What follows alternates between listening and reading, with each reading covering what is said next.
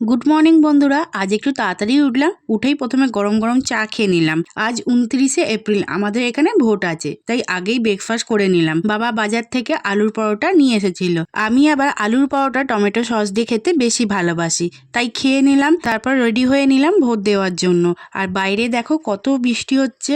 বৃষ্টি দেখার জন্য মিনি এসে গেছে জানলায়। ও বৃষ্টি উপভোগ করুক, আমরা গিয়ে ভোটটা দিয়ে এলাম। বৃষ্টির জন্য ভিড় একটু কমই ছিল, তাই খুব সহজেই ভোটটা দিয়ে চলে এলাম। এই প্রথম আমি বিধানসভা নির্বাচনে ভোট দিলাম। একটা কথা আগেই বলে রাখি, আমার জামার রং দেখে কোনো ভুল ধারণা করো না। আমি হাতের সামনে যেটা পেয়েছি সেটা পরেই চলে গেছি। এবার তোমরা বলো, তোমরা কাকে ভোট দিলে? আমি কিন্তু এমন একজনকে ভোট দিয়েছি যাকে দেশের ভালোর জন্য দরকার। তবে একটা দুঃখ রয়েই গেল, আমি ওখানে গিয়ে বলতেই পারিনি যে আমি লিখতে পড়তে পারি। টিপছাপ দিয়ে ভোট দিয়ে চলে এলাম। আমার মতন আর কে কে আছো কমেন্টে নিশ্চয়ই জানিও। যাই হোক, বাড়িতে এসে জামা কাপড় বদলে মিনির সাথে এখন খেলা খেলছি।